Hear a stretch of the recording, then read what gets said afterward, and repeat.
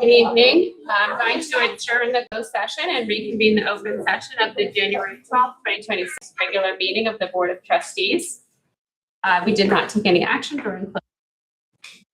Then our next item is the Pledge of Allegiance. If you could all rise, please, and have our students lead us in the pledge if they can.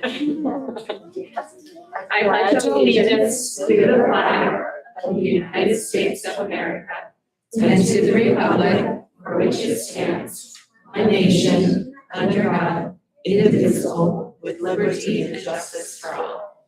Okay,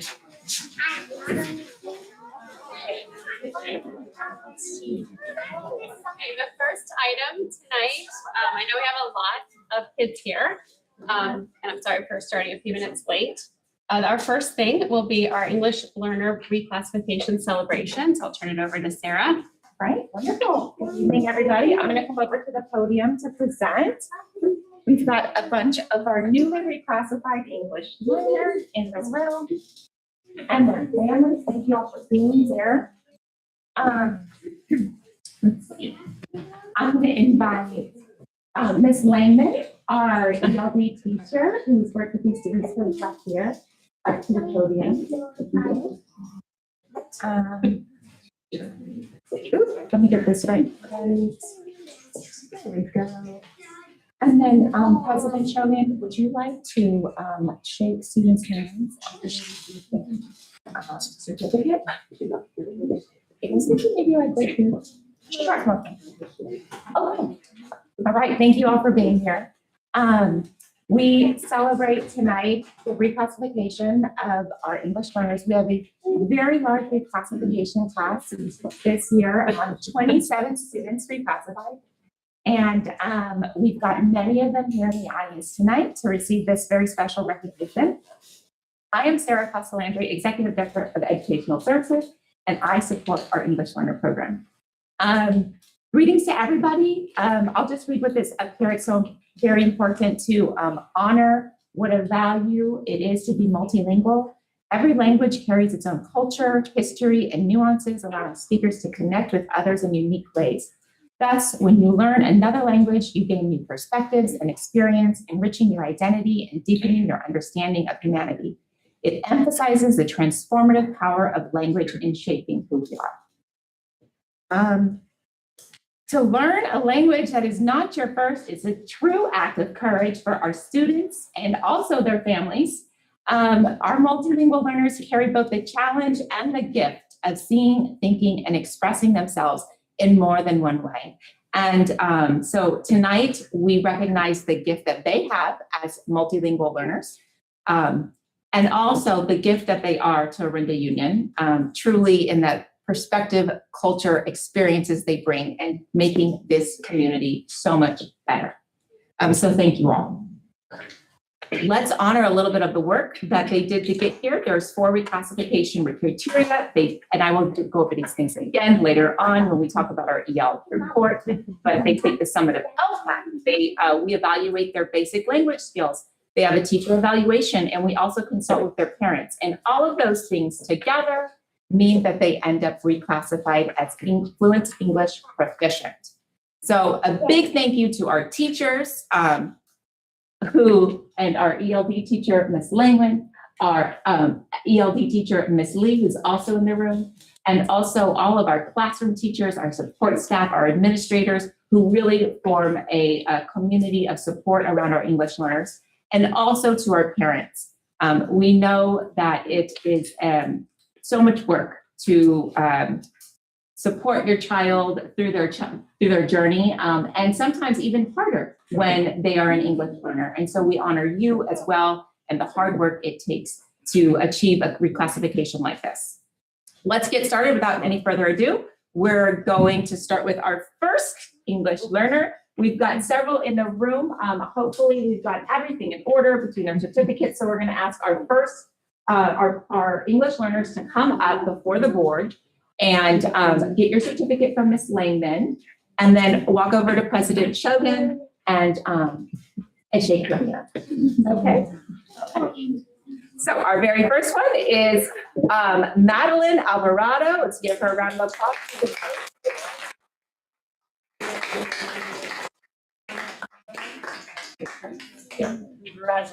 Oh. And then come up right here and shake our certificate.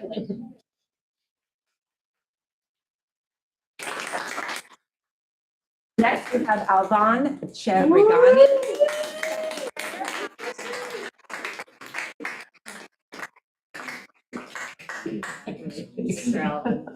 Thank you.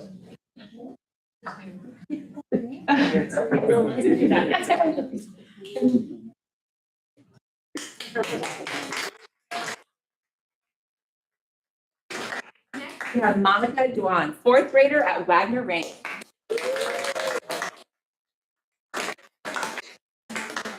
Okay, we'll get her certificate. Next, Melody Goodhart.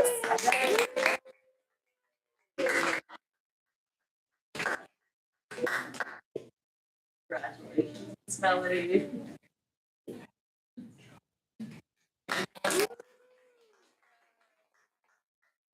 Next, we have Julia Hunziker.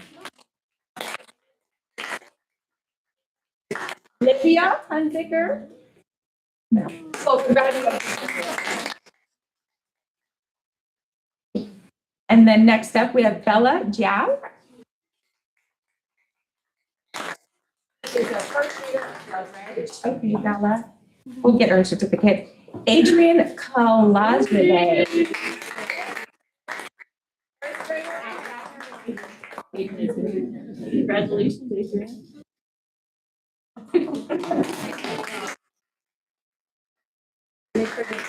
Anybody up next? Aiden Lee, fifth grader.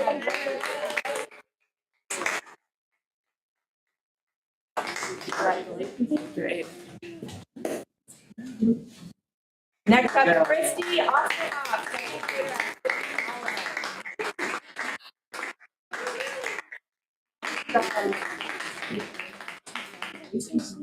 Good job.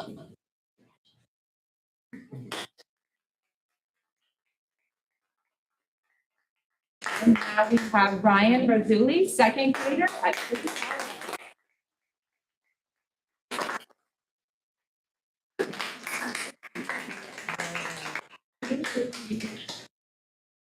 Lilani Pastor San Pedro, first grader.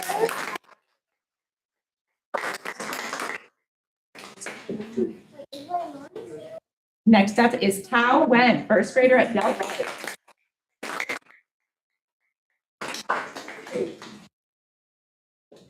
James Zhao, third grader at Western.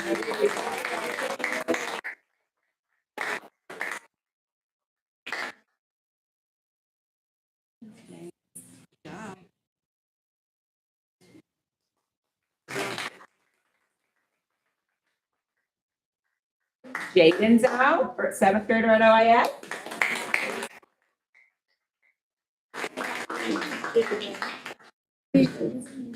Okay, I think that's all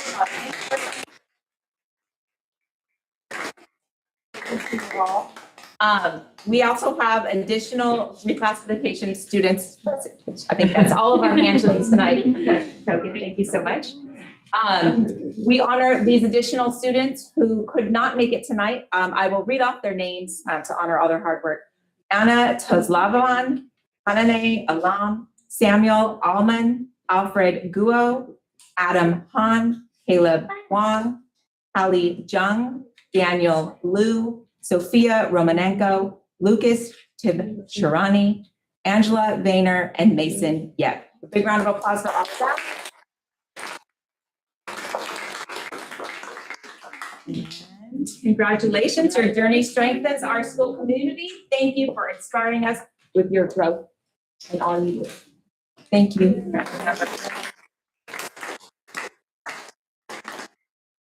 Thank you so much and congratulations. Is there any other board members who want to share anything? Just congratulations. It's quite an achievement, and it's wonderful to have you all here tonight. Very courageous. Yeah, congratulations. I'll just say thank you, Sarah, for doing this. And this is such a great tradition in Orinda to do this. Not every district celebrates like this. I can't not share, in my own personal, I was an English learner when I came, in ninth grade, so I was nowhere near as cute as all of you guys, but just as difficult to start a brand new school, in a new country, not speaking English is, I mean, it cannot get any harder than that. So, and then to learn the language so quickly, to accomplish that. And I just commend you and we celebrate you and it's just amazing. So I'm with you here. So it's just super exciting to watch this and congratulations. And I'm so excited that we celebrate this. So favorite moment of the year. Yay.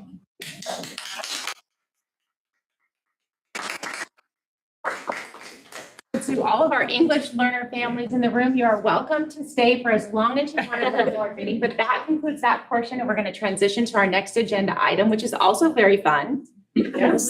So stay tuned. Oh, Sarah's going to be back on. projector or yes? I can it might be better if you project this one. I don't have it handy. So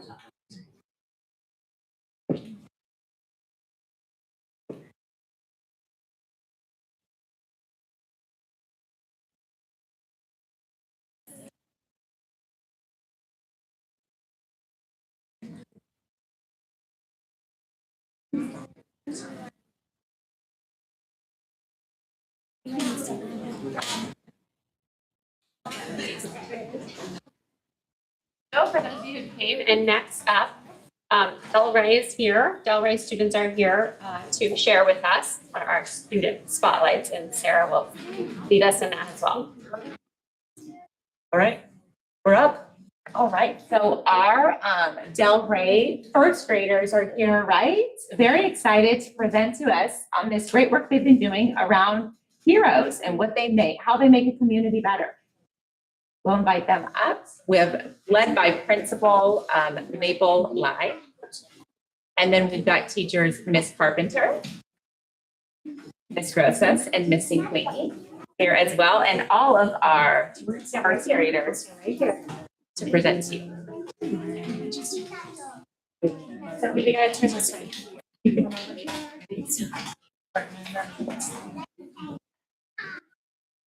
Definitely go lower.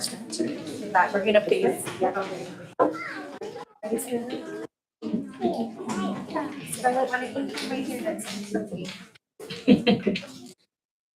I'll take a deep breath.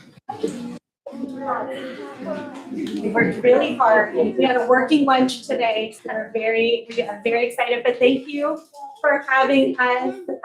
We love Delray. We're so proud of our school, so we really appreciate an opportunity to bring a little bit of Delray for everybody tonight. Tonight we're showcasing first grade, and like Sarah introduced, we've got Elisa Carpenter, Kelly Rojas, and Megan Queenie as our first grade teacher team at Delray. And we're going to have our students will get a chance to introduce themselves. But we are excited to share with you something called Hero of the Week that is done in all of our first grade classes. Oh, this one, Yeah, sorry. I'm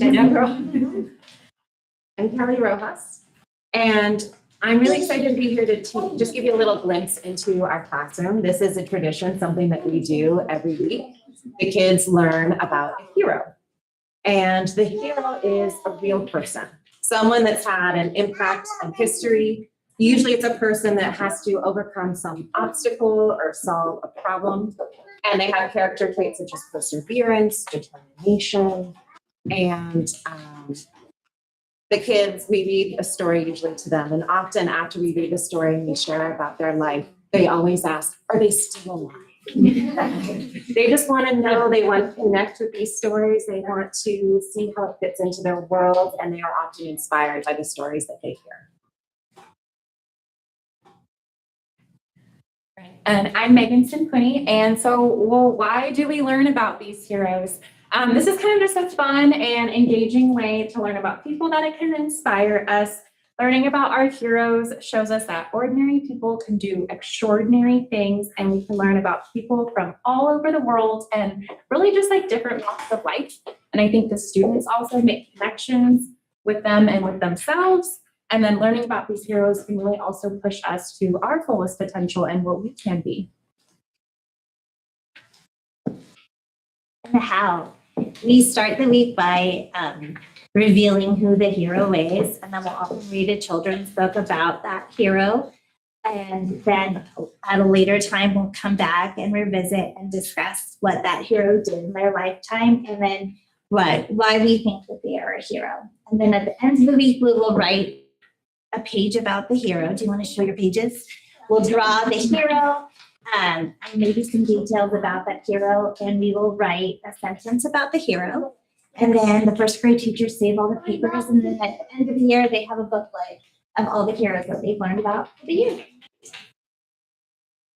So we are going to share with you some of the heroes of the week that have been taught already so far in this year. And then our students, they're going to introduce themselves and they're going to share which or who inspired them as a hero. And we're going to start off with, go ahead and introduce yourself. My name is Amy. The hero who inspired me was Sacagawea. Can you tell me why? Sacagawea was a Native American and an interpreter. He was brave, calm, and helpful. You're just going to talk about something that I actually learned about this hero. Go ahead. My name is Cameron, and the hero that inspired me was Mary Anning. She was one of the first living geologists. She taught people that the earth was moving and water. We learned too that she had to fight to share her work because people wouldn't let her share it because she was alone.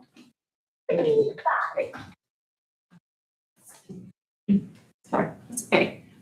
Lewis Braille wasn't one of these kiddos' favorites, but we've heard collectively from the first grade that Lewis Braille was somebody that did connect a lot with our first grade class. And we've been looking for examples of Braille around our school. And I think Scarlett even mentioned today, she noticed it on the TV remote as well. There is a spelling error there because we had Eugenie Clark, and I mistyped that horribly, but Sophie's going to talk about it. Go ahead, Sophie. My name is Sophie. The hero that inspired me was Eugenie Clark. She was a shark scientist. She trained sharks. They could remember their training for at least 2 months after. Do you want to show them the page that you're talking about? That's it. Next. Oh, no, sorry. My name is Scarlett, and the hero of the week that inspired me was Jackie Robertson. Jackie Robertson was the first Black person to play Major League Baseball. Gandhi was another one that our first graders had studied and is connecting with our current hero of the week, Martin Luther King Jr., because he inspired him. That's what we also learned about. And then Tommy, who was yours? My name's Tommy, and the hero that inspired me was Lima Girl, and she was an Olympic track runner. Who are some heroes that inspired you? We would like to know who are some. It's a question. Question for the room. I'll show them. I'll say Ruth Bader Ginsburg inspired me. She's fearless leader of just human rights, civil rights, and somebody who's inspired. I would say Barack Obama inspired me because he was the first, African American president, and just showing that, it doesn't matter who you are, you can become the president. I think Ketanji Brown Jackson, U.S. Supreme Court Justice, is quite amazing, and she inspires me every day. Similar, well, related to me, I was going to say Michelle Obama because I think she leads with grace and a pragmatism that I think we can all learn from. That's a great question. I'm going to be. tonight, and then I'm gonna have a lot of other heroes that I want to tell you about. That's my kids when I get home. I'm gonna come to your class and go share. Come visit. Right. Okay, so students love Hero of the Week because they discover someone new every week and we're inspired by their bravery, perseverance, and kindness of these individuals, and we're often surprised by the challenges that they face. Most importantly, students learn that anyone can be a hero. Our choices and how we treat others truly matter. Thanks for letting us share about the Hero of the Week. Before we go, can we just take a quick picture with them? We are absolutely. Yes. Why don't you guys just go right here and then turn around and we'll face your. Yeah. We're good. Yeah. Hold up your people. Why don't you guys go back a little bit?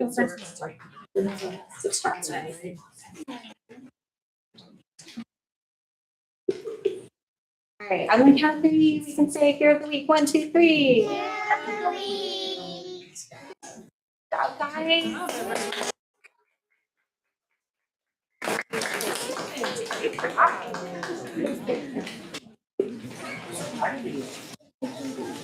Thank you so much. Yeah, thank you so much for coming, parents. Thank you for bringing them out on a Monday night. And that was really inspiring. I really appreciate it. I meant it when I said I would be thinking about that question and looking for the heroes that are all around us. Thank you for coming.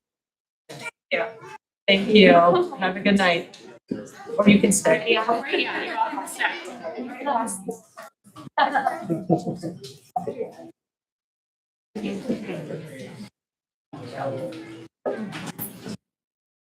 All right, we'll continue on to the public comment period. At a regular meeting of the Board of Trustees, the public may comment on items within the subject matter jurisdiction of the governing board. For items on the agenda, the public may comment at the time the board considers the agenda item. For items not on the agenda, the public may comment under item 6A, public comment.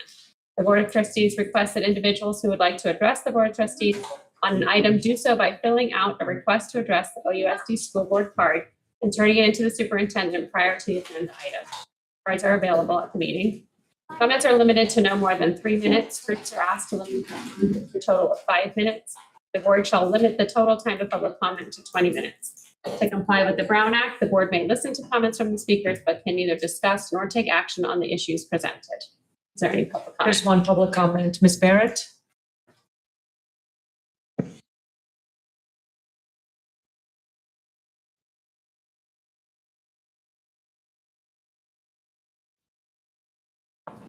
Good evening, Superintendent, you who are active in the school district. And it was very fun to see all of those English language and learners recognized and able to come up and shake hands. That was terrific. And these little guys, wow. So congratulations. I'm here, Kathy Barrett, been in Orinda since '75. I'm representing Friends of Orinda Nature Area, and we're looking forward to working with the district in this coming year and with the John Muir Land Trust. But I'm here today to request permission to retrieve our science materials, our microscopes, and so forth, about $4,000 worth of equipment from the garden, because we'll be starting our new Youth Citizen Science Project at Siesta Valley Bowl in mid-February. So we will need several days. We have some pickup trucks. We'll need to drive in near the Ann Morton Pond so that we can take stuff out of the garden. And we hope that'll be good news to you that we are retrieving good stuff. And thank you so much for your permission and help. So that's it, and Happy New Year. Thank you. Thank you, Kathy.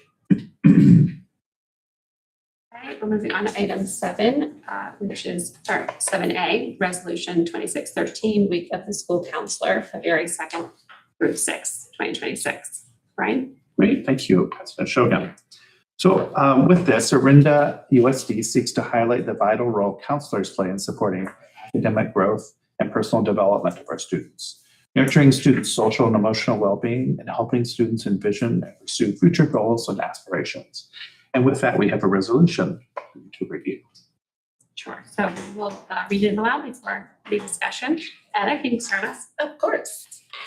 Whereas school counselors are integral members of the Orinda Union School District, supporting students' academic achievement, social emotional development, and overall well-being. And Whereas school counselors foster students' self-awareness, emotional intelligence, personal growth, and positive interpersonal skills, contributing to success in both academic and social settings. And whereas school counselors collaborate with parents, educators, administrators, and staff to support students in navigating academic and social challenges and to promote a positive school environment. And whereas school counselors leverage community resources to strengthen comprehensive counseling programs and support students in becoming responsible, compassionate, and engaged members of society. And whereas the Board of Trustees of the Orinda Union School District recognizes and deeply appreciates the dedication, professionalism, and compassion of the district school counselors and their positive impact on student learning and the school community as a whole.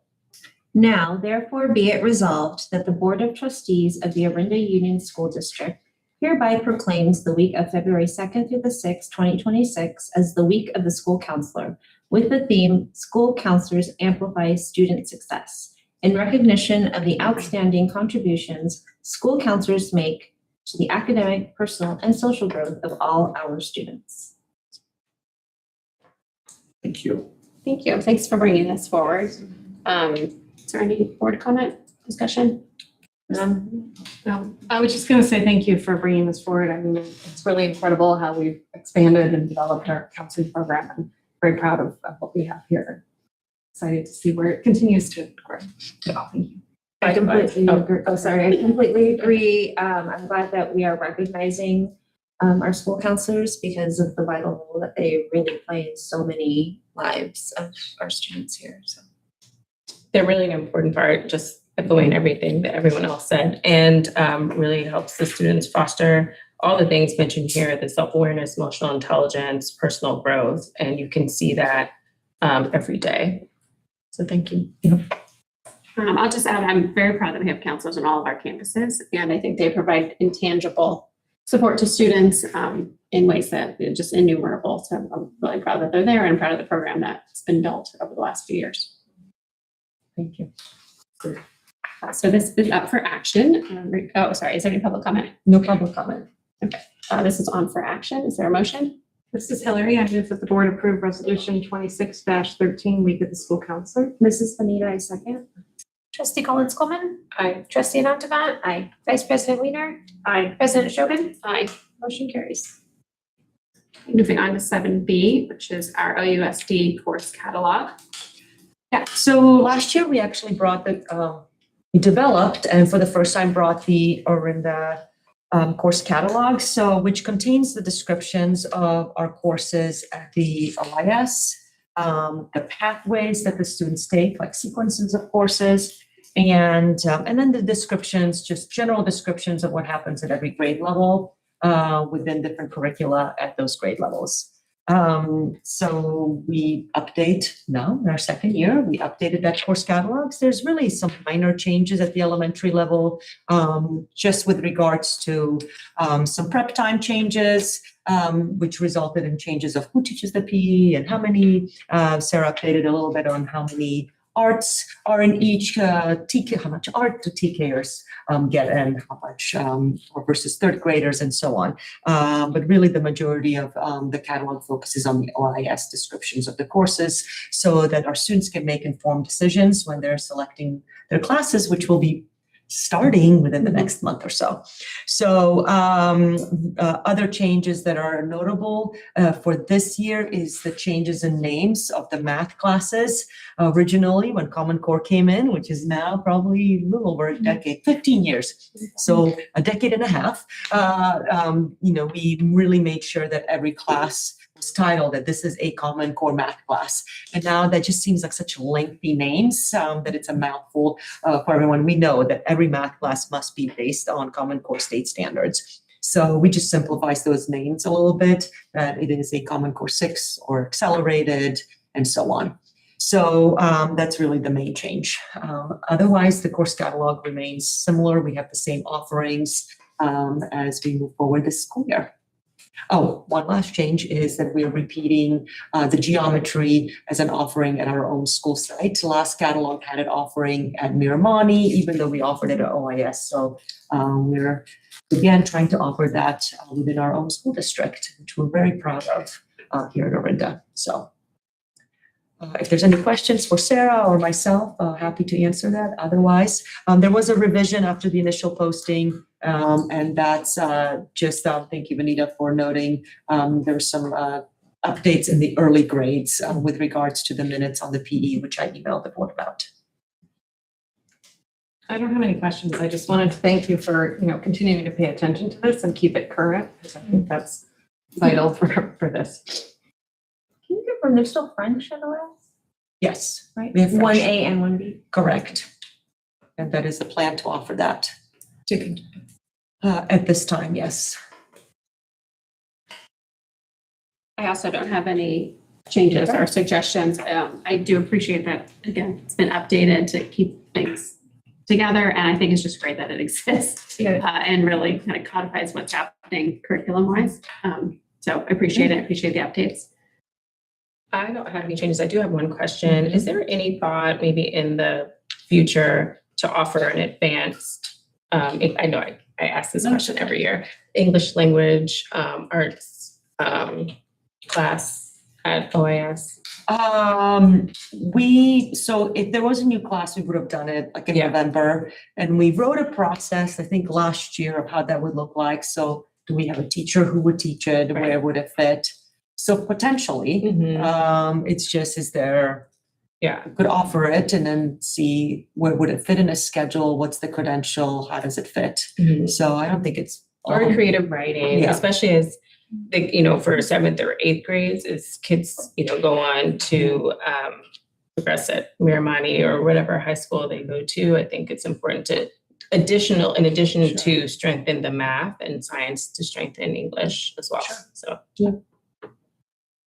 I agree with that in terms of the writing. Even if creative writing was more of an elective, I would be in support of that to begin with. It's not for everyone necessarily, but I do think when it comes to electives, just an emphasis on writing, maybe more of an emphasis on writing, as we look into next year. I think it's great how it is, but I do think that is something you get a fair amount of feedback about writing and development.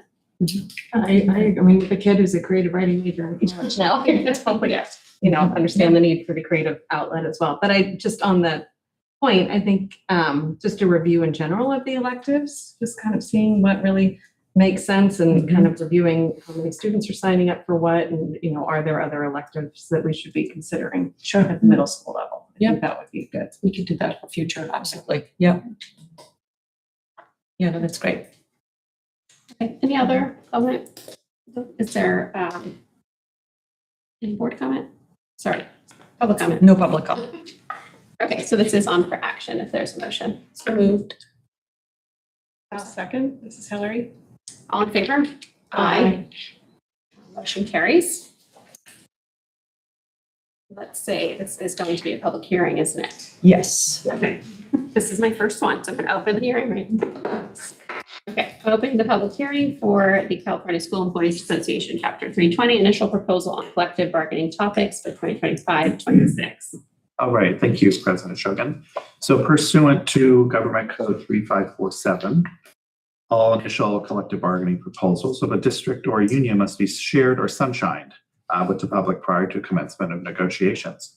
And with that, California School Employees Association, Unit 320 has presented us, the district, with their 25-26 topics for negotiations.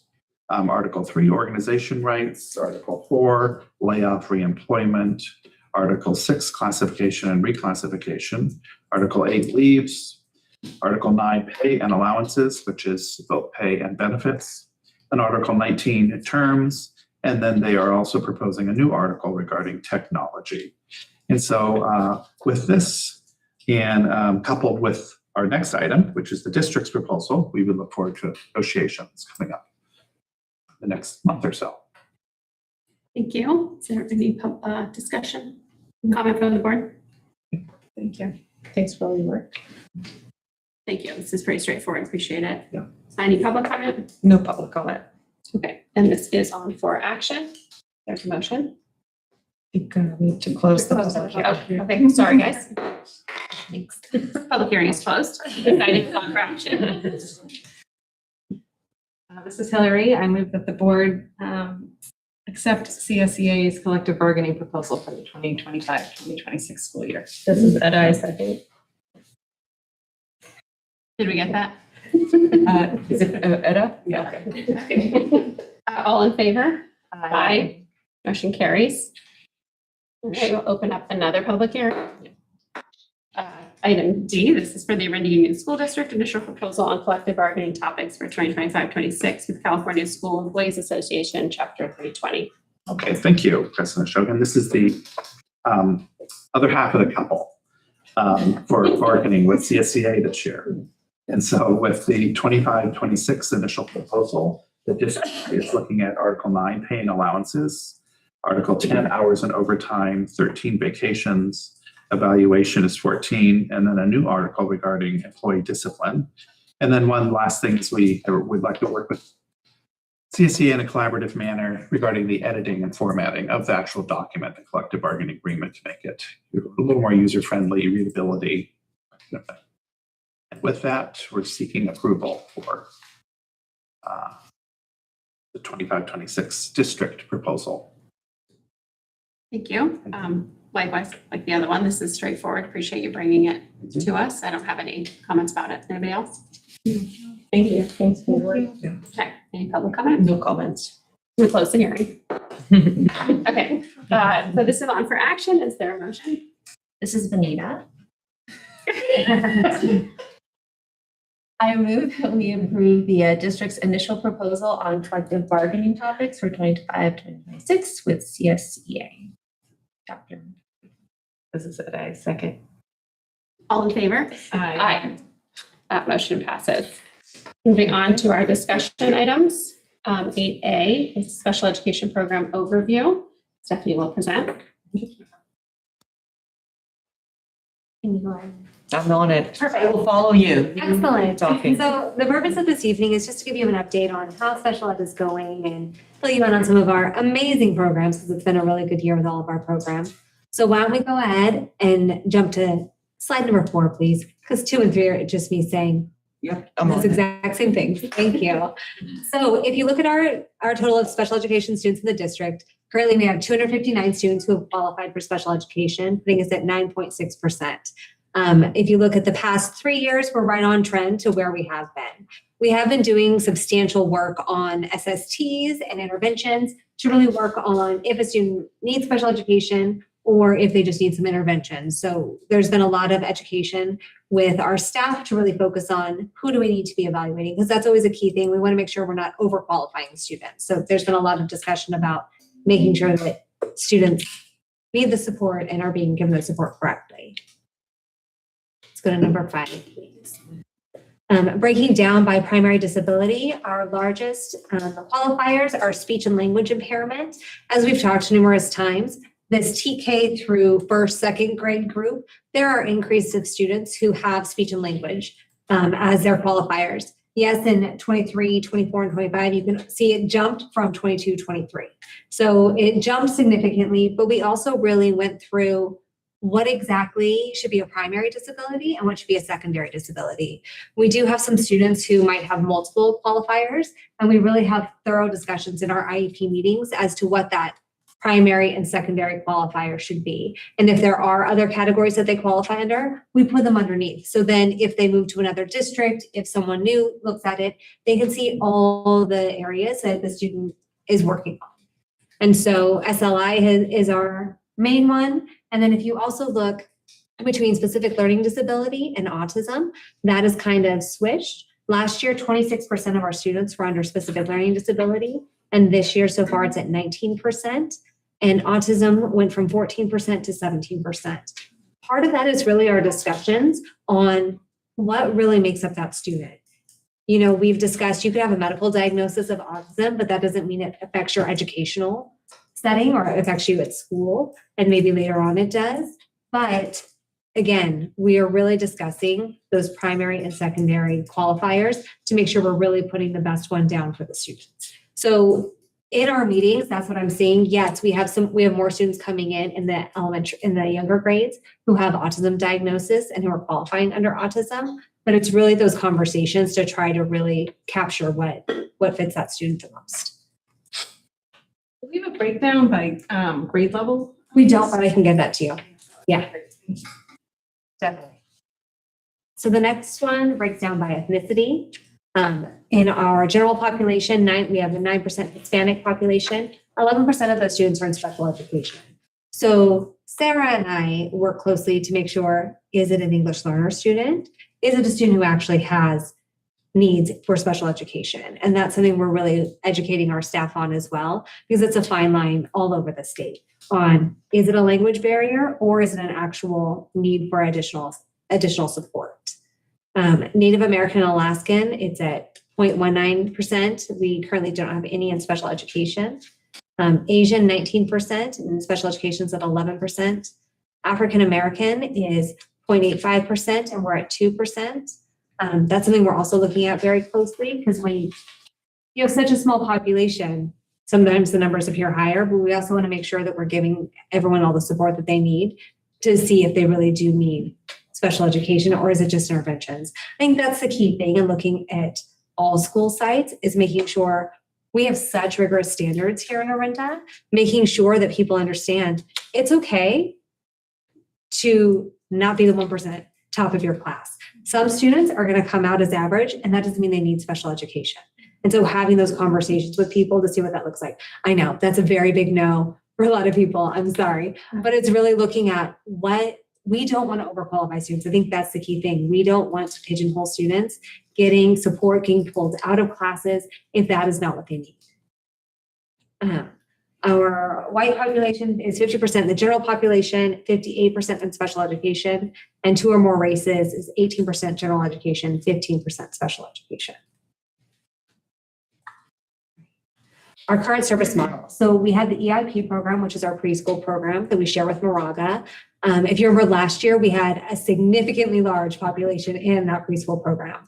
This year, Orinda has 7 students in that SDC program and 4 students receiving speech only. So it went down drastically. Last year, we had about 16 students from Orinda alone in that program.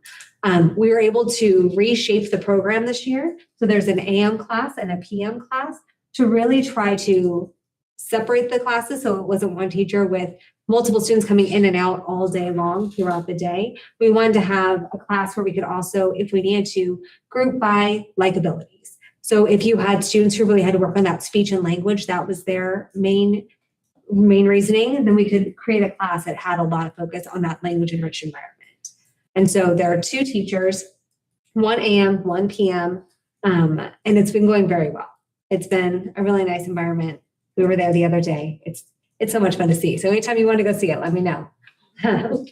At our schools, we have the ISP support in all the schools. So every elementary school has an ISP teacher. They all also have their own SSA to be able to assist them in helping students. We have our inclusion specialist at 2 of our schools who goes, and she serves more minutes. So she's working with students who might be on the cusp of needing to go into a special day class, but really working on modifying that curriculum, modifying to help the student try to catch up and make improvements. And so she's at 2 of our elementary schools. And then OIS has 3 ISP teachers this year. Last year we had 3.5. We had a smaller 5th grade class, a larger 8th grade class that left. We're currently working on projections, so we'll know soon if we're going to need to increase that.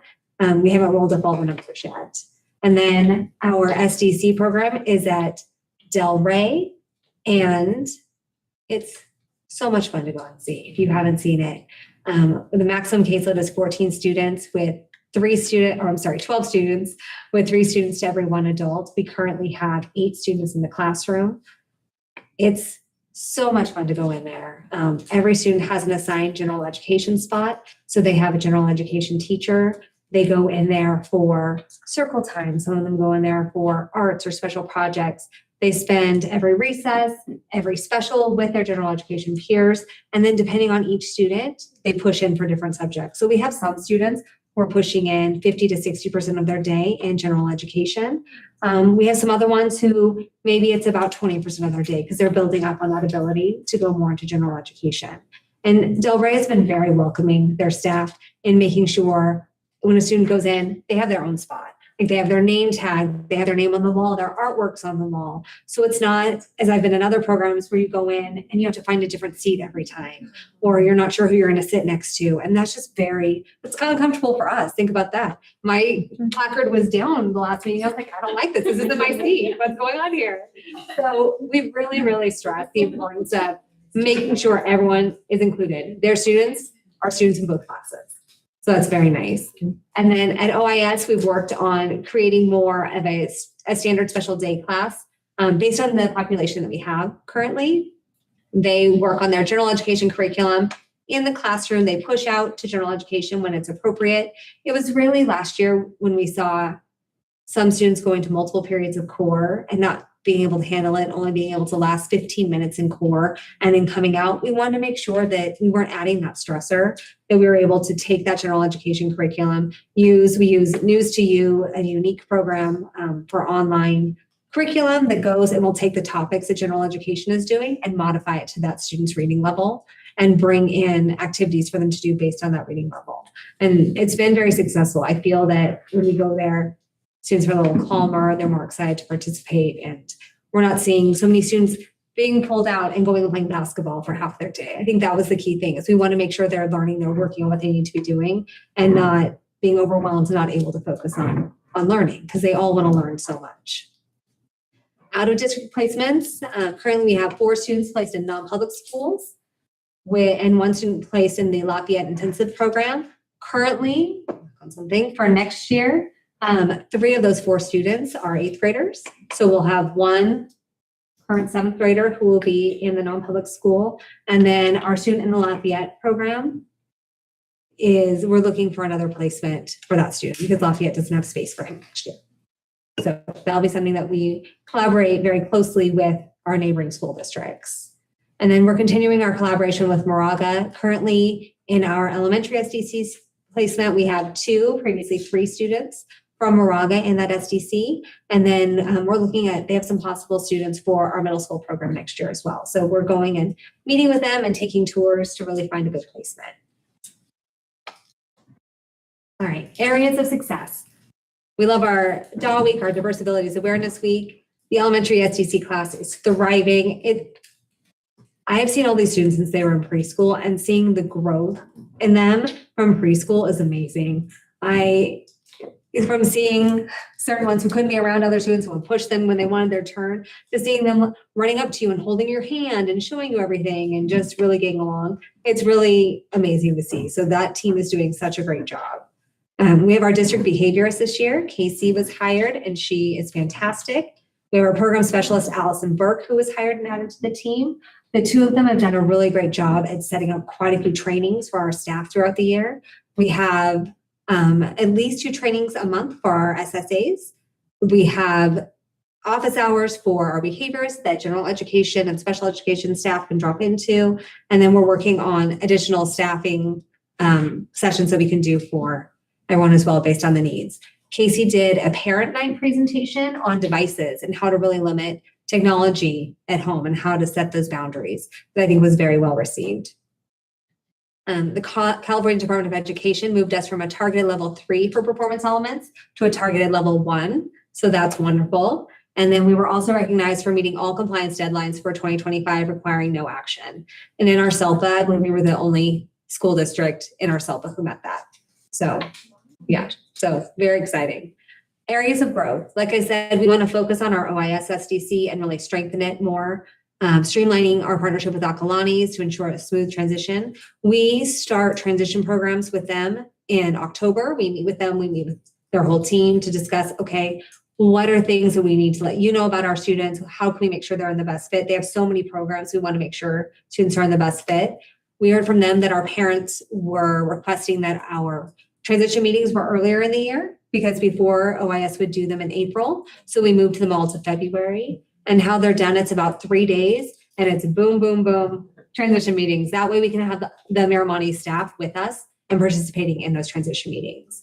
For our students who might require outside placements, we start those conversations in October, and they're really great. They come with me to go and do observations so that we can have full conversations on where the student should be. So it's a very collaborative environment. We've talked previously about our SSAs and having to use outside agencies. Working with HR, we're actively encouraging SSAs to train to become SSA 2s. Our district behaviorist is willing to help with the hours and the supervision that the staff need to be able to move to the next level. And we're hoping that we'll have at least a few take us up on that. And so we'll continue to push that. We are going to include that more. I know Brian and I already met with several SSAs to discuss it, and then we'll continue to push it throughout the year so that maybe some people can work on the education part during the summer. And then let's see. We want to continue increasing special education training for general education teachers. There's so much programming throughout the year that we want to make sure that we're getting in front of people and really addressing what their needs are. And so Sarah and I are talking about SSTs and how we can really make sure that the conversations are had that are hard to make sure that if a student needs to be assessed, we're assessing that student, but also to really look at, are there interventions that need to happen first? Where do we need to look at for these students? And so we're working together to see what we need to do to increase that and how my team can also work on that education piece to help general education teachers. And then also increase parent education opportunities. Special education staffing, it's honestly very similar. We have 9 ISP staff, just like we have 2 SDC, because we have the SDC, 3 school psychologists, 4 speech language pathologists currently, because we have some on leave. So we have 2 at 1 school site currently, 35 SSAs, 2 SSA 2s, because we just had one move away, and then 15 contracted aides. The contracted aides are because we had a few students move into the district over the summer who required more substantial support. And so that's part of the reason why we're working on having more SSA 2s so that our staff can continue to make that need as well. And then financial stability. We partnered with Moraga to share the cost of the special day class program, and we hired 7 SSAs replacing agency SSAs, so that's fantastic. Areas for growth, timelines follow through in order to support in-house testing, so decrease outside help. When our staff, it's really important to us that our staff feel supported. So when we have an increase in assessments, we always offer, if you need help, let us know, we can get you additional help. When it's a little out of control. So we always want to make sure that we have that option, but we also really want to work on our scheduling to make sure that we don't have to do that as often. Is it spreading things out a little bit more? Is it reverse scheduling throughout the year to really look at? Obviously, we know a lot of initials come up, so it's harder to determine that, but really look at scheduling those reevaluations so we can space them out so you don't have 6 reevaluations in a 2-week time period. We want to do continued education for SSAs. We want to continue to recruit for district SSAs. The district SSAs that we've hired in the past month and a half have been amazing. Their backgrounds are unbelievable, where I look at them and I'm like, are you sure you want to go here? Great, come on, we want to bring you. So we're really excited about our new staff. And then also, we really want to work on staffing for hard to fill positions, as well as substitutes for staff on leave. Last year, we had a few maternity leaves. This year, our big staffing issue has been our part-time OT. Our amazing OT specialist is working 0.6, so we need someone to make up the additional time. It's been extremely difficult to find someone who's consistent. We hired someone in October, and then they resigned for personal reasons right before the winter break. And so now we're looking for someone again. So it's also looking at neighboring districts to make sure our pricing is competitive, because people want to be with us. So come on, be with us. But we want to make sure that we're enticing people to be with us. So that's the thing. And then for when we have medical issues, making sure that we can find replacements, because that's been a struggle as well. All right. Thank you. More questions or comments? Stephanie, when you present this, it's like you're you're so excited about it, and I can see it like on your face and how you speak, like, and how far you've brought this program. So thank you so much for all you've done, please, because this is year 2? Yeah, so thank you for this. I did have a couple of questions. Just a clarification, SSA2s, are they one-on-one? So they're one-on-ones, Okay, but and then- SSAs can be one-to-ones as well. Okay. The SSA2 have the behavior training. So the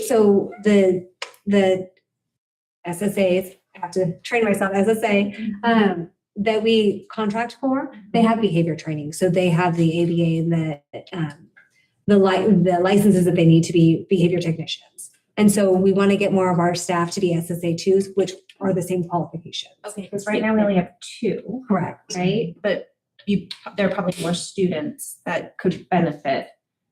Or no. Typically, if a student needs an SSA2, then we hire out. Okay. So if you have a student who has behavior issues, then we would hire out if we didn't have someone. Okay. So we're not partnering up our standard SSAs with a behavior need because we want to make sure that we can work on those behaviors and help the student be able to regulate in the classroom.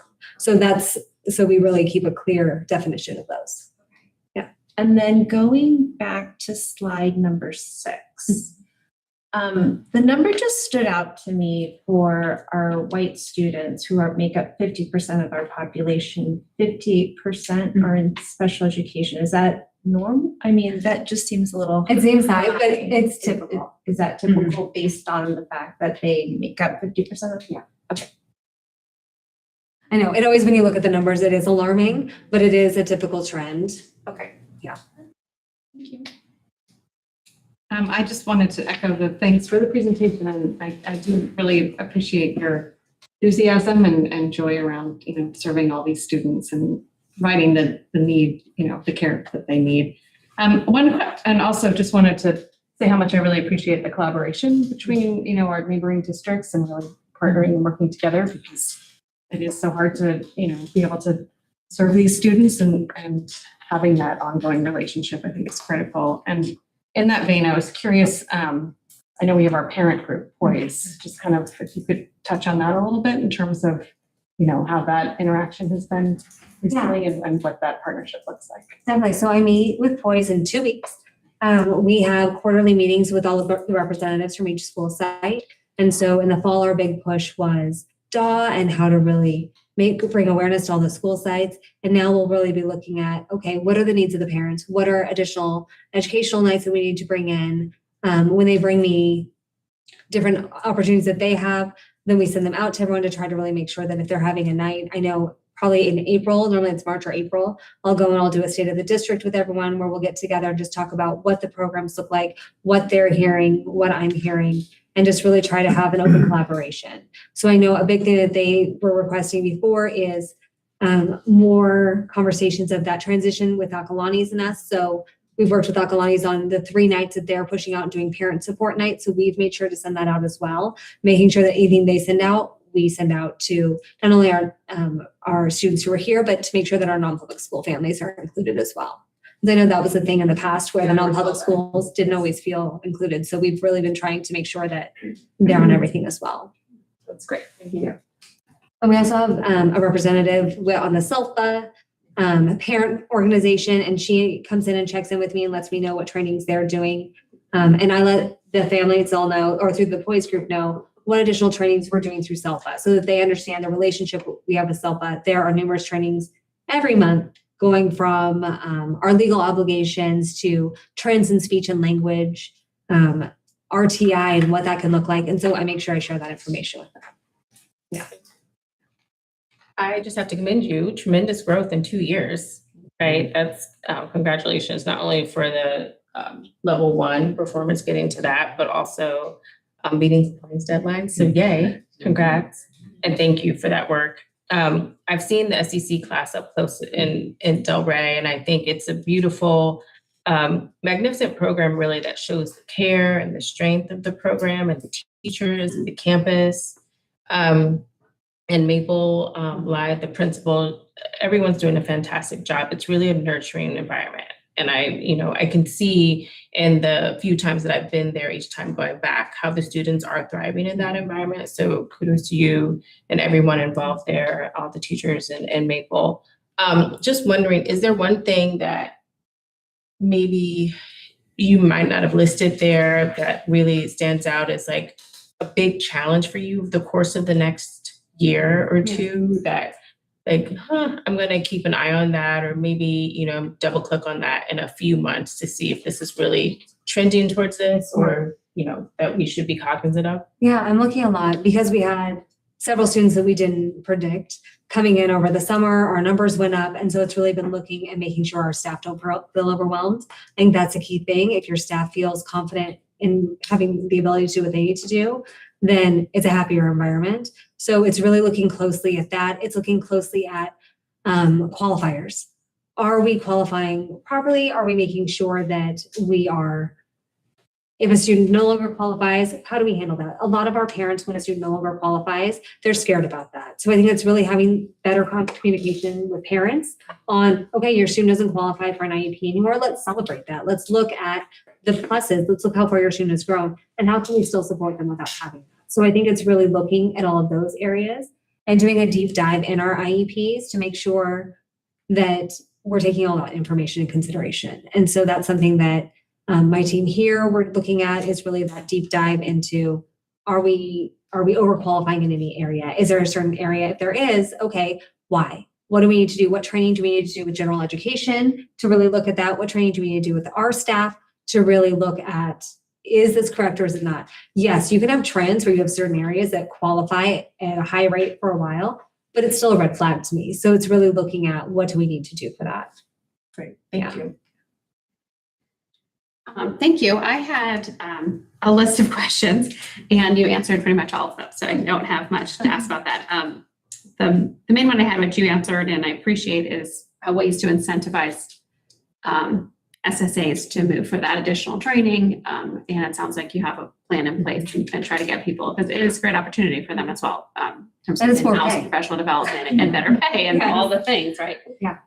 So I'm really happy to see that there's an effort to do that. I think that, is a real help financially, but also just really nice to have our own employees, working on that next level qualification and being with the same students and not having someone from the outside come in that might not be as familiar with. So thanks for doing that. I'm also thrilled to hear how well the SDC at Delray is going. It's really great. I mean, a year ago, we were hoping to get the portable in place and all the other things. So that's really great. And congratulations on all that, the effort that went into that. And likewise with compliance issues, thanks for working on that and addressing it. I know that's tedious and time consuming and all the things, but I think it speaks to your department and how well that's going.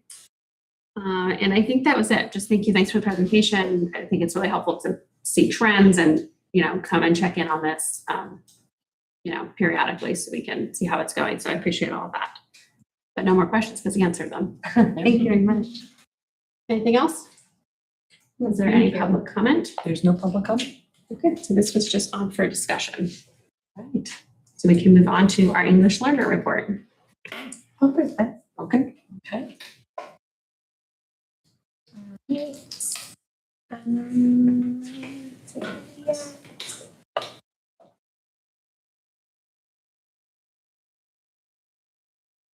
We don't see conference room A yet. I think it's just going to take a second. Okay, there it is. Okay. Here, there we go. Okay. So excited to present to you guys tonight an update on our English Learner program and some data around our performance, our reclassification, and it's always a very fun topic to talk about, especially in light of our first segment of the board meeting where we got to honor all of our reclassified students. It's just a really, really wonderful thing. I think I'm going to go through some of the details that make Orinda's English learner population so unique and the supports we have in place that are making it so successful as well.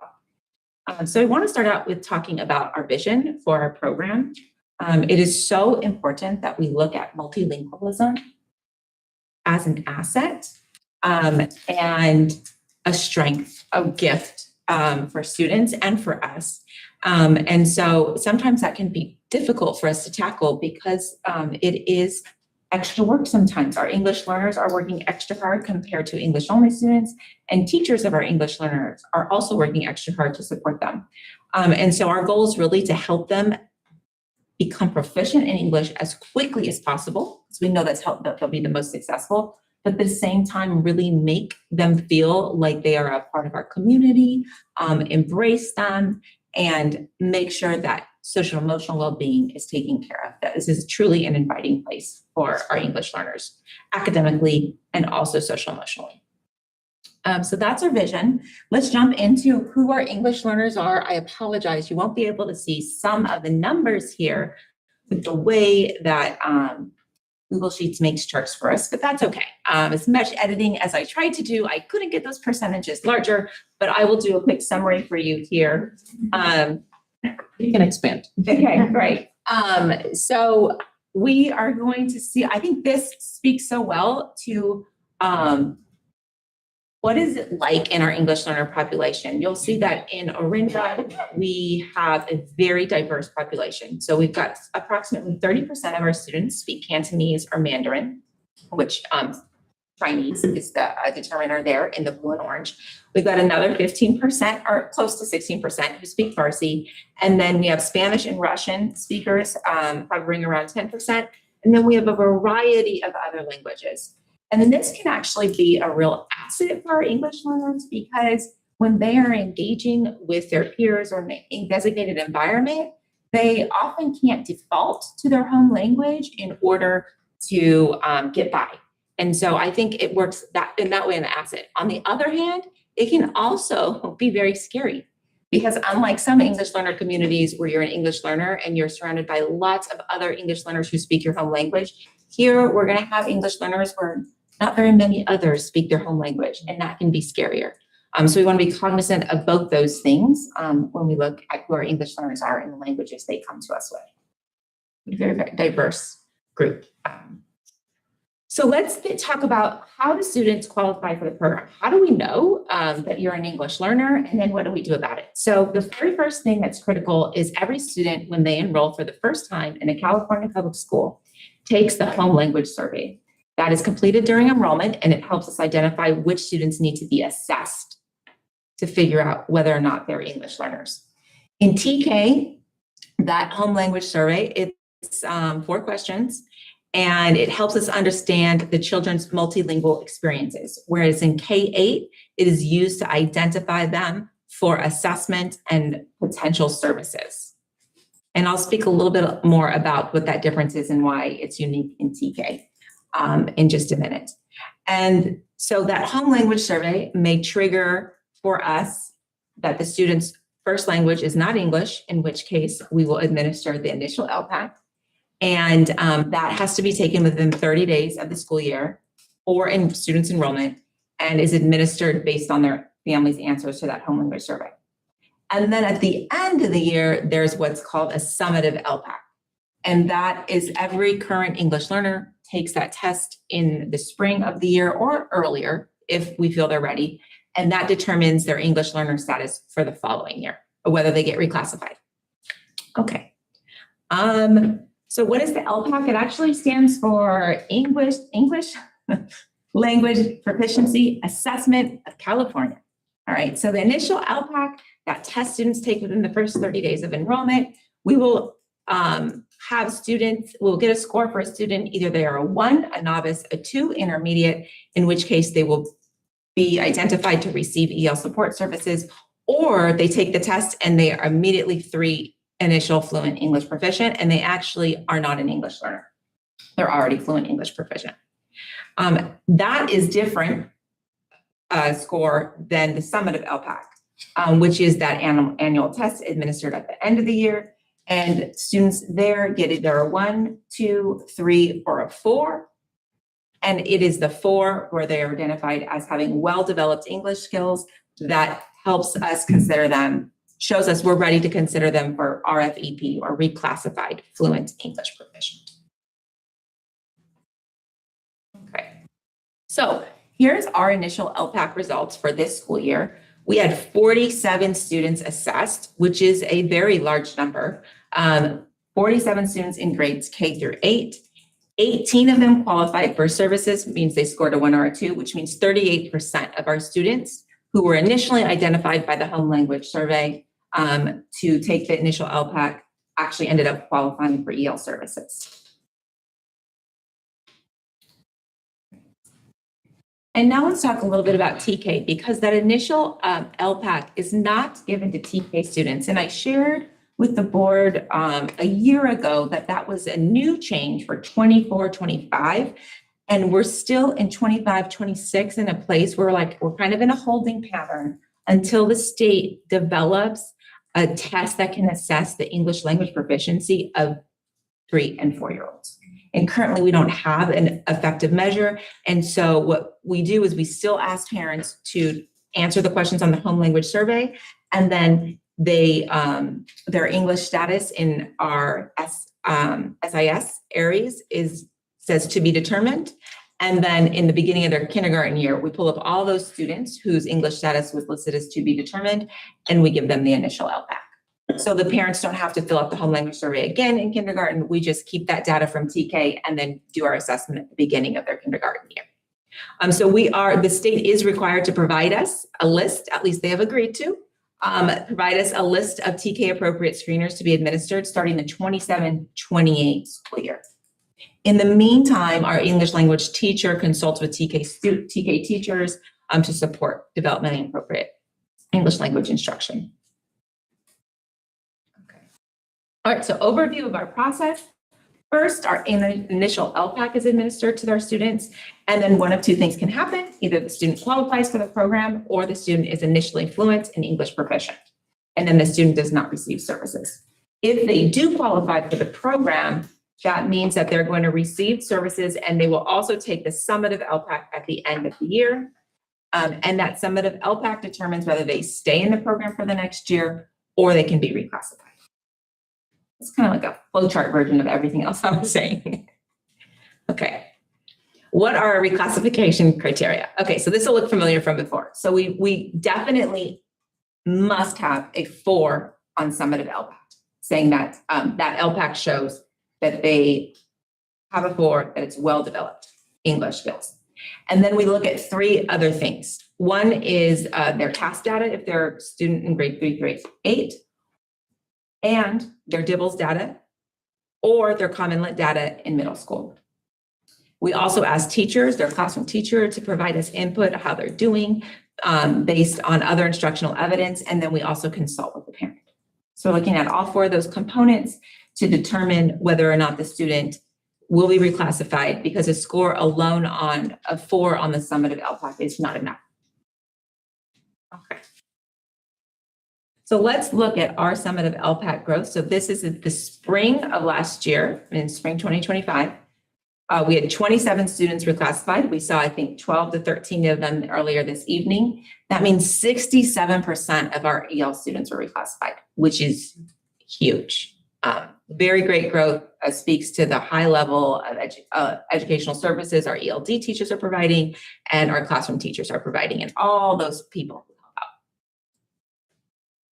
I think it's helpful to look at the distribution of reclassified and EL students. What do our numbers look like over the past few years? So in green, you'll see the number of students reclassified, fluent RFEP, and in blue, you'll see the number of English learners. So you can see the green is growing. We are, for some reason, doing a lot better at reclassifying students, with that number jumping from 15 students reclassified last year to 27 students reclassified this year. And 32 students in our program currently this year remain in EL. You know how long those students have been in our program? That just trying to understand the significant growth that we've had. Yeah, so great question. I was actually super curious about that and started digging into Aries a little bit too, because there is something called LTELs, right? Long-term English learners. I wanted to figure out, do we have any LTELs? Who may they be? And then also, what like how long are our students staying in our English learner program? So if I jump to the next slide, this should be it. Okay. So I updated a little bit of this slide to answer that question, Hillary, since the initial posting, and that's the small bullets I have under grade 1 and grade 2. But here, if you take our 27 students who are reclassified, this is their distribution based on grade. You can see the majority of them are actually, I think it's 80% of them are in elementary school, which is great. That strong tier 1 instruction and ELD services in elementary school is providing the movement for the most part to get them reclassified. Specifically, so our kindergartners last year, all the kindergartners who were EL, 75% of them were reclassified. So 3 out of 4, which is great. It means that we're identifying you at the very beginning of the year in kindergarten, and by the end of kindergarten, you're taking the summative LPAC and you're ready to be reclassified. And then in second grade, it's similar. So those would be first graders for 24-25 who are now our second graders, and they are 73 out of 4 as well. Some of our upper grade students you see here that are being reclassified, there are a couple that are long-term English language learners, but I would say less than 2, maybe even less than that. Most of those students who are reclassifying in the upper grades are students who are at least not been in Orinda's program for very long. They are newcomers to Orinda, maybe with us 3 or less years. And as you can imagine, it does take longer sometimes because skills become so much more complex the older you are in school, that it may take longer to be reclassified as opposed to being a kindergartner. I wanted to compare our numbers to the states, and the state's number is far below actually 10% of kindergartners are reclassified by first grade. So our number of 75% is pretty remarkable. Here is the distribution of students by site. So you see our greatest population is at Wagner Ranch. Our lowest population is at OIS. That's great that we've got our lowest population at OIS. It means for the most part, we are reclassifying those students before they make it to middle school, which is exactly what we want. And then we have students evenly distributed between the other 3 elementary schools. Next up, we'll talk about what does EL support look like. So there's 2 types of ELD instruction. There's integrated ELD. That is instruction that happens with the general education classroom teacher. I'll talk a little bit more about what that instruction looks like. What are the components or strategies a teacher might be using for integrated ELD? And then there's designated ELD that happens with our EL teacher in small groups or one-to-one. And then there's also sometimes we may keep a student as an EL learner because they're not quite ready to be reclassified, but we don't need to pull them out of the classroom to meet with our EL teacher, and the EL teacher is going to consult with the classroom teacher. So sometimes the EL teacher will work in collaboration for services. And then we have a summer school continuity as well, which is another service we provide. Our summer school teacher. Okay, so here are the 3 components of instruction that EL students need. And then at the bottom, you see the Venn diagram that indicates what's the difference between integrated versus designated that happens with our EL teachers. So access to content, this would be in our integrated program. Our general education teachers would be providing visuals, total physical response strategies, using realia, where you're showing objects in order to create meaning for students, labeling things, doing a lot of repetition, a lot of pre-teaching before maybe you read a text around key vocabulary, and then a lot of review. Those strategies for EL learners also benefit all our learners. They benefit our special education learners as well. So those are really good teaching strategies that build comprehension, are a part of an integrated ELD instruction that the classroom teacher would be doing. Students also need the language to participate. So we've got to have them talking as much as possible, because it's scary to talk. They're going to be most likely, especially when they're new, reluctant to talk. And so they need that language to participate. And that skill is actually distributed. We're doing that in our regular classroom through all the social skills that are happening, all that talk and collaboration that happens with my think partners in my regular classroom. And then also in that small group with my EL teacher, I'm doing a lot of talking too. And then they also need to actually be explicitly learning English. So they do need something extra, right? They don't, they need to learn more than what the average kindergartner or first grader would need to know when it comes to phonics, because they're going to really need to know, how does English work? How do I structure sentences? How do I say this? How do I say that? All those social situations, we want to prepare them for proper communication and written communication as well. So that's what we would call language study, and that's with our designated ELD teacher. Okay, so next slide is about what do small group ELD sessions look like. So you're going to have 1 to 4 students grouped by grade level or EL level. Oh, I added this one in. Less teacher talk, more student talk, direct vocabulary instruction and word study, reading and listening comprehension, connecting to students' culture, and then this is the one that I think is really important in the small group, is their affective filter is lowered because they're in that small group and they get immediate teacher feedback as opposed to the larger group in the general education classroom. I think that brings us to our last slide, which is about our curriculum. So last year, we purchased this curriculum for our ELD teacher. And this year, we've even expanded. We're purchasing more levels because up until last year, we didn't have a designated EL curriculum that our ELD teacher was using. And so I think this has actually made a big difference. There are some gaps in the curriculum, which is why we're making additional purchases to purchase for some of our lower levels and our higher levels, because we have a broad range of levels in our program. But so far, so good with our Reach Higher National Geographic curriculum. I think it was a very wise purchase to get a high quality curriculum in our EL teachers' hands. And I think that's it. Thank you. Any questions? Thank you. Other questions? No, that's my question. Thank you so much. I think it was, No. I think having the English learners that reclassified here earlier this evening and celebrating them was really just a form of inclusivity that that I don't, just and celebrating the multicultural aspects that we have in our community. So I'm really glad that we do that, and that, we're celebrating not just the student, but family too, because they're new, right, to this community. So thank you for that tradition. I am just curious, do you have students who do get, because you have a large number that just got reclassified that are just like, no, like I still want to keep going to see, whoever, and how do you handle that? Yeah, so those 4 components that we use to reclassify, one of them will be the consultation with the parent. And sometimes we do have parents who are reluctant to give up this extra support we're providing. That's not a requirement. A parent approval is not a requirement for us to reclassify. We can reclassify without parent approval, but of course we want to communicate with the parent and consult with them and get their input.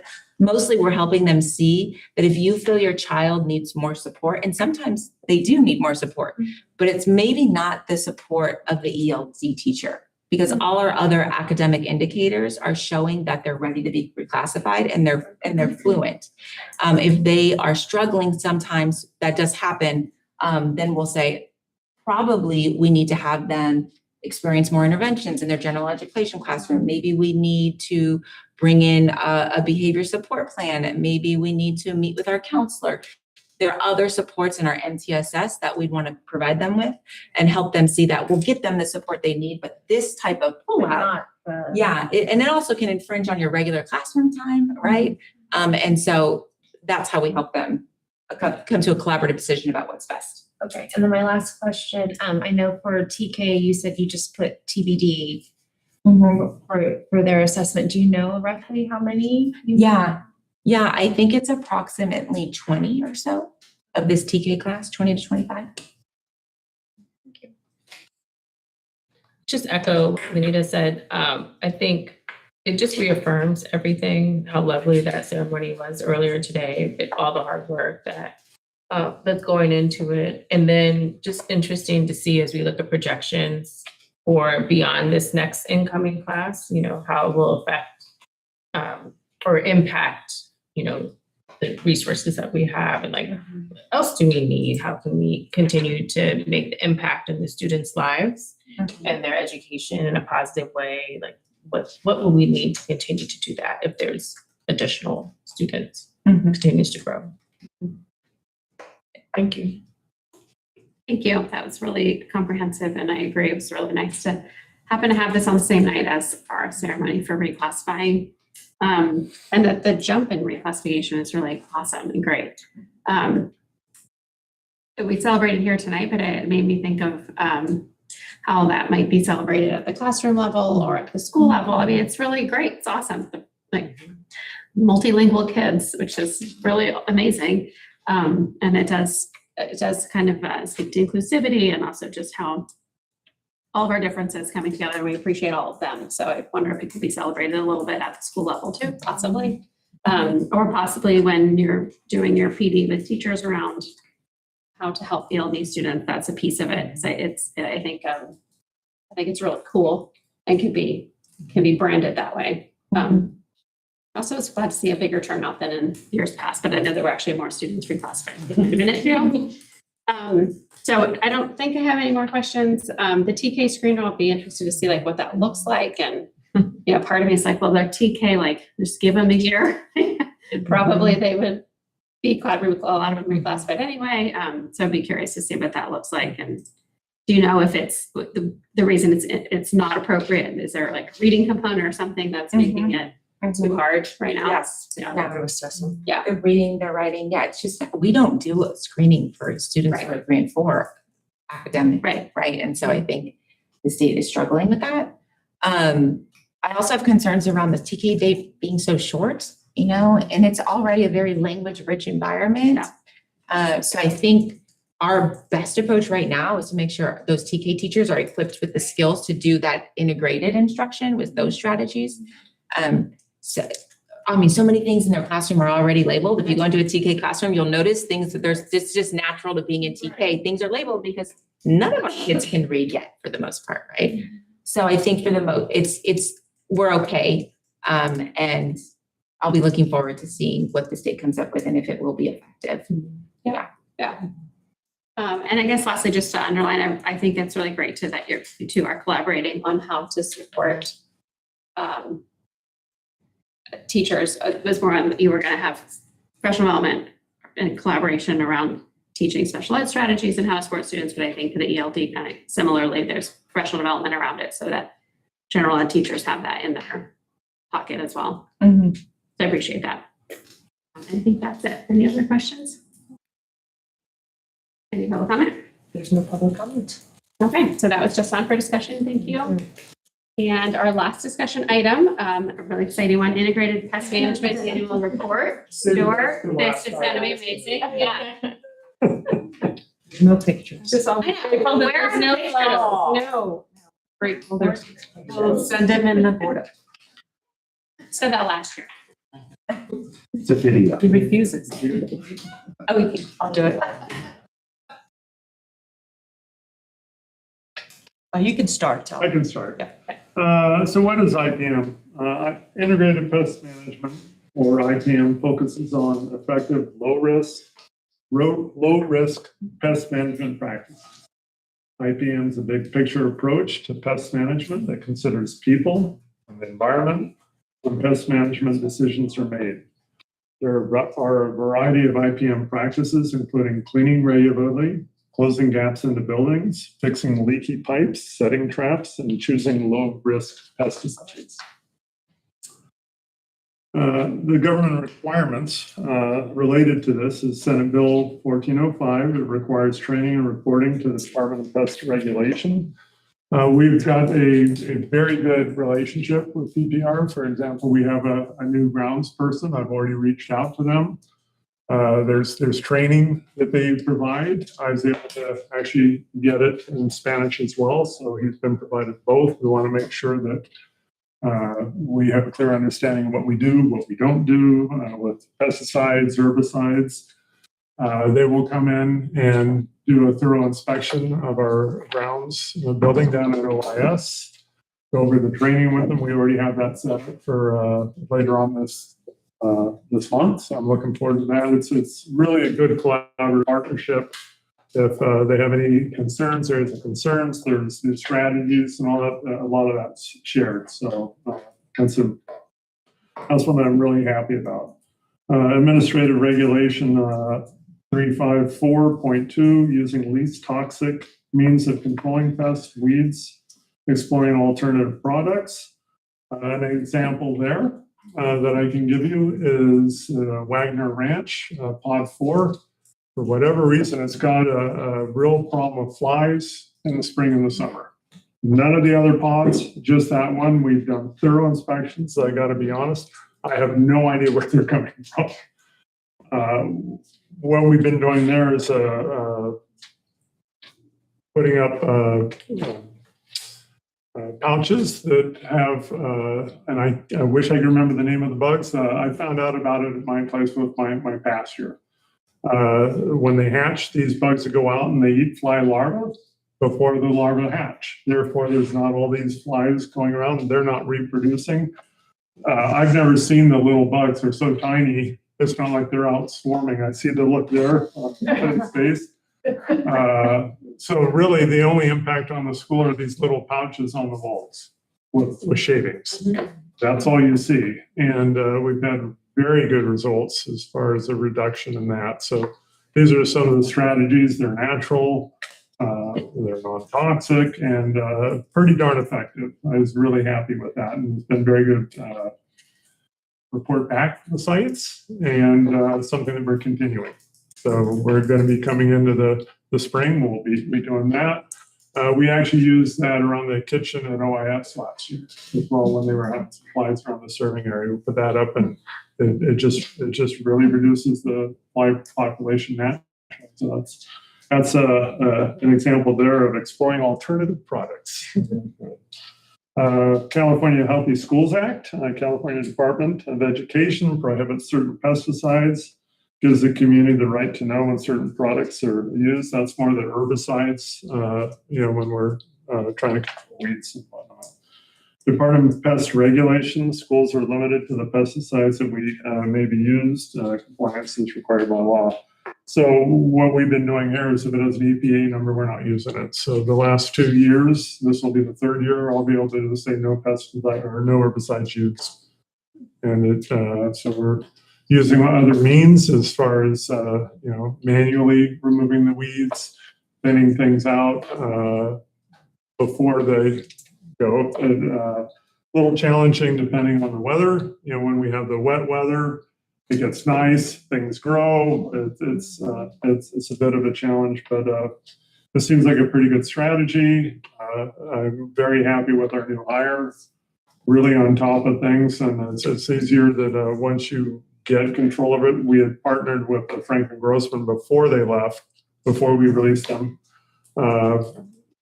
Really good strategies to make sure we were on the same page to really thin these areas out.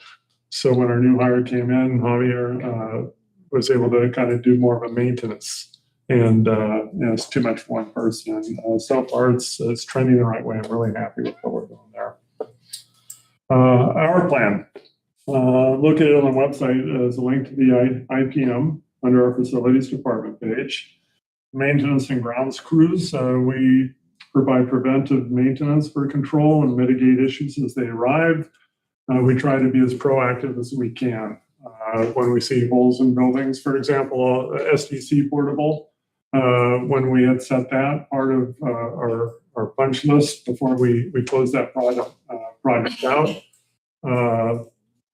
pest mitigation was part of what we were looking for. So there were some areas of little gaps on the foundation, all that, made them get in and put screens up and cover all that up. Tomorrow I'll be at Glorietta with Mike because we've got a building with some rodent intrusion. We believe we know where it's coming from. We have a plan to get in and stop them getting in. Posting regulations, warning signs. If we were to use herbicides, we would put the warning signs up listing what the pesticide is at least 24 hours before. We'd leave it up 72 hours after. That's, for example, if we're spraying a sports field or something, You come in not knowing it had been sprayed, that's why you leave it up 72 hours after. That way people come in and know that it's been done. 23B exempt. These are products that have a lot of vinegar, weed rot, other things like that that are exempt from the pesticide application regulation. We tried them. We found them to be ineffective and not really cost effective. With our strategy, though, as far as knocking the vegetation down and staying on top of it, we will circle back. These might be better used for this application. If we're not trying to control something here, spot spraying, I think that we will be going back to these because it's a pretty easy product and it's safe. We're going to do that. So here's what we do. It's just kind of a diagram of the different pests that we deal with the rats, mice, gophers, squirrels, ants, wasps. As far as the different strategies, the biggest strategy, come on, Katie, this is exciting. The biggest strategy is, not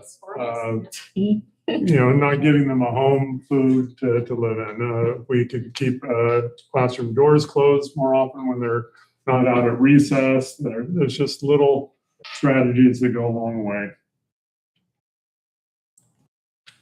That's our idea. Do you have any questions? Thank you.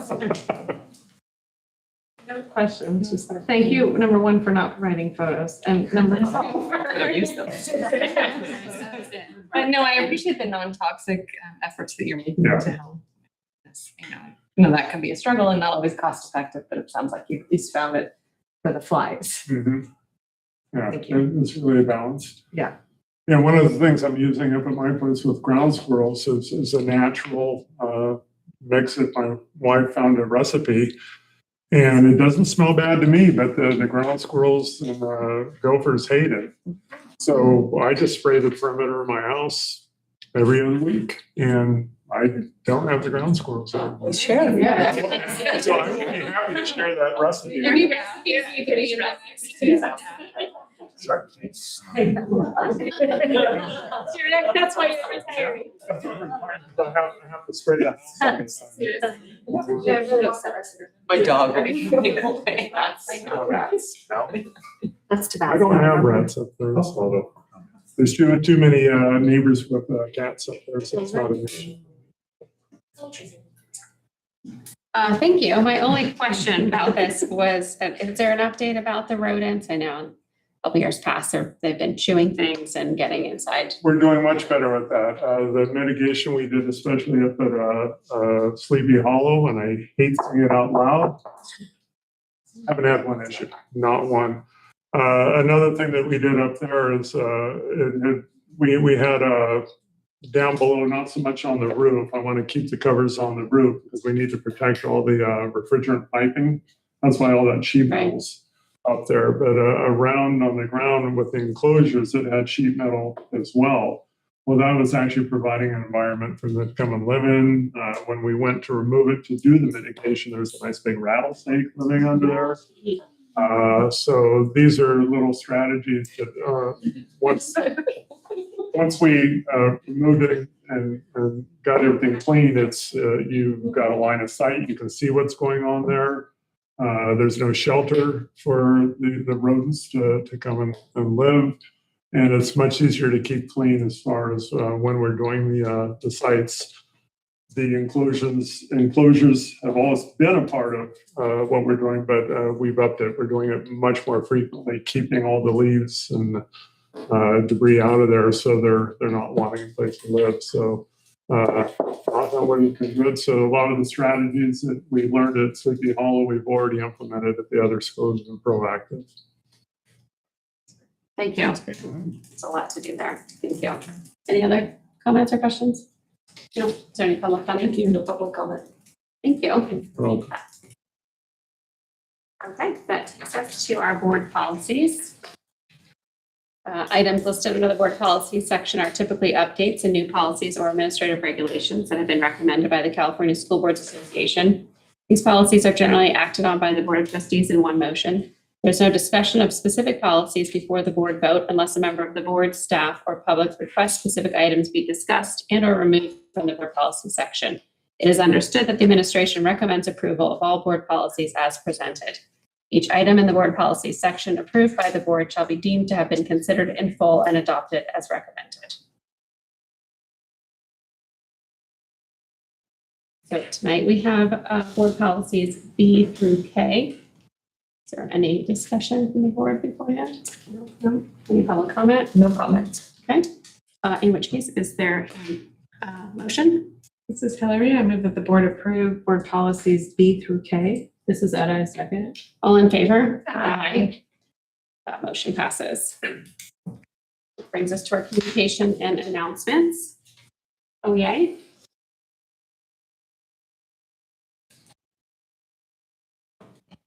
Good evening, Superintendent Glennie, members of the school board, district leadership, teachers, staff, and members of the community.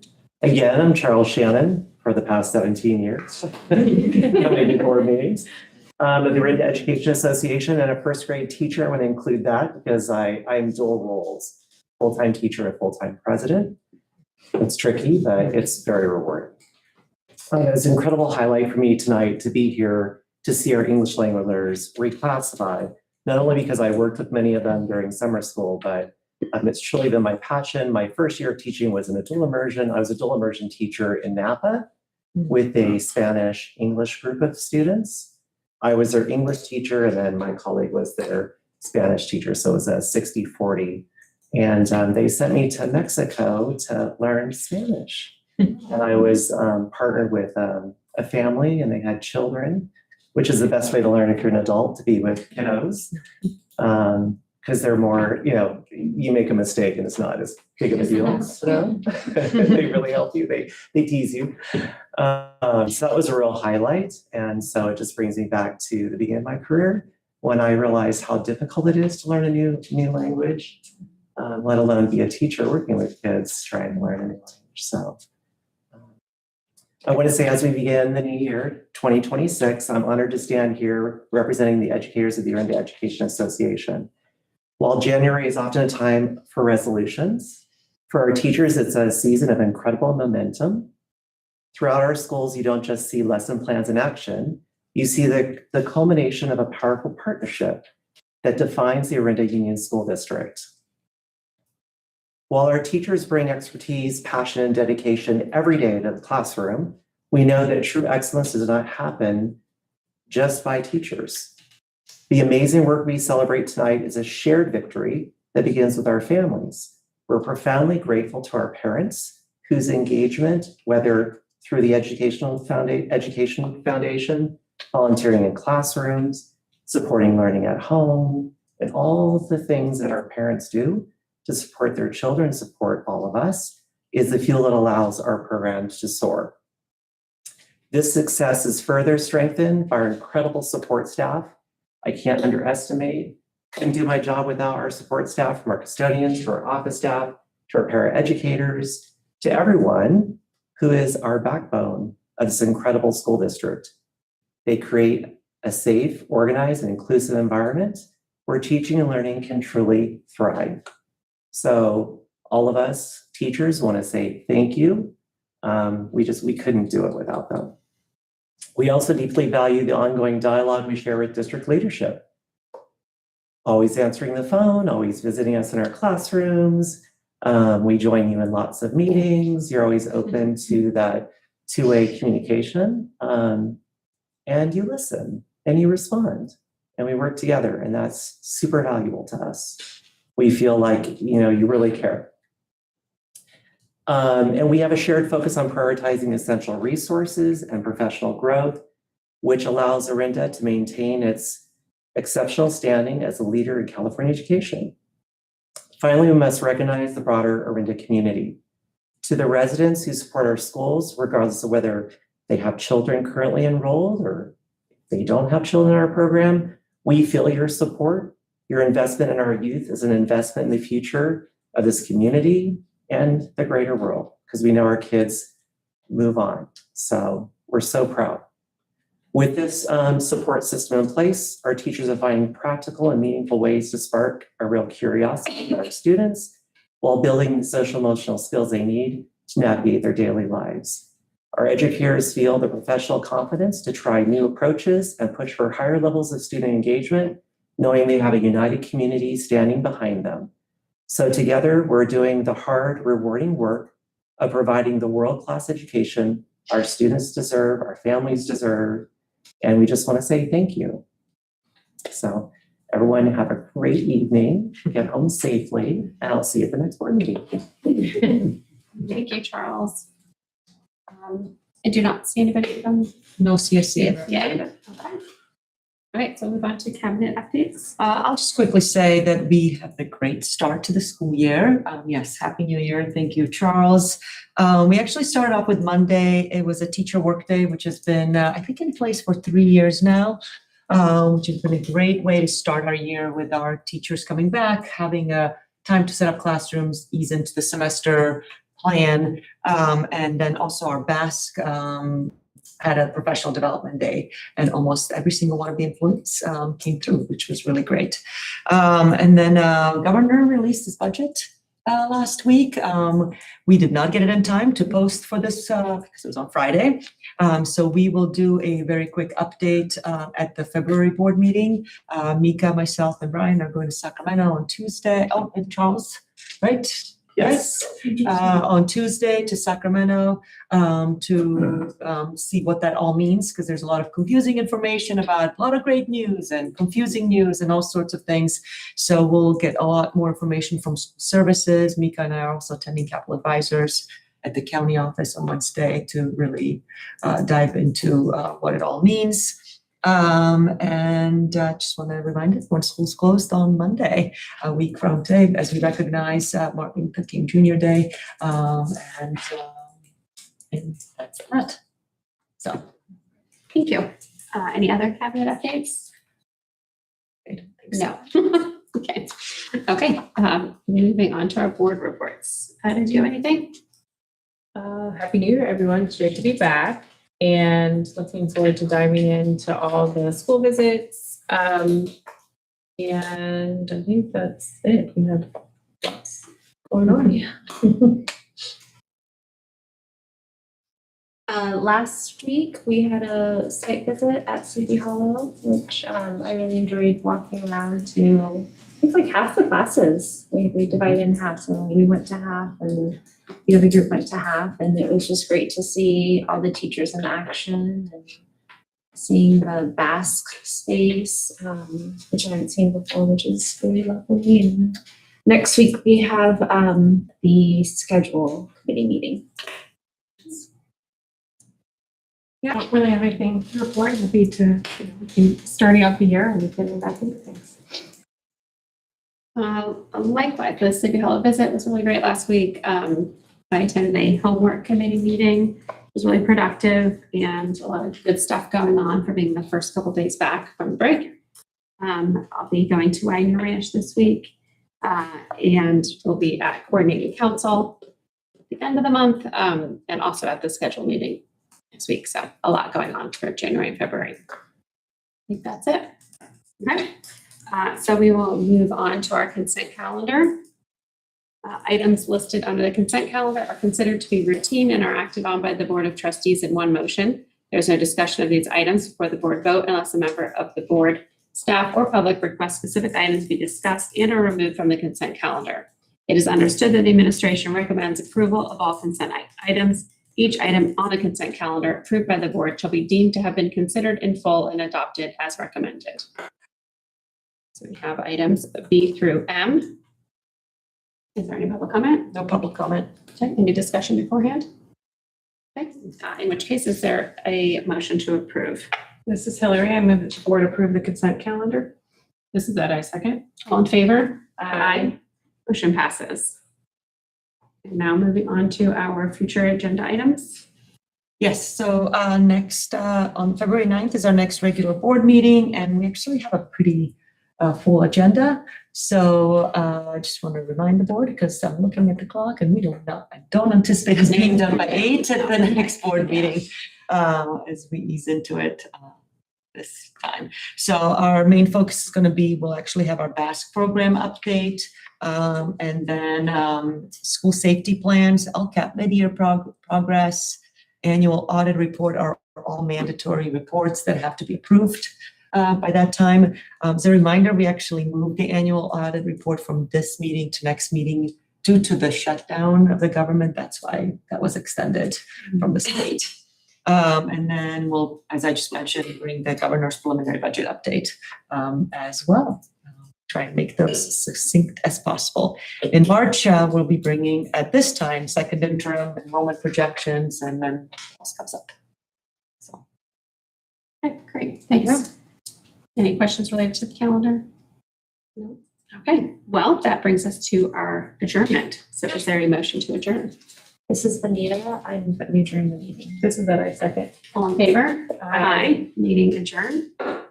Thanks, everybody. Thank you.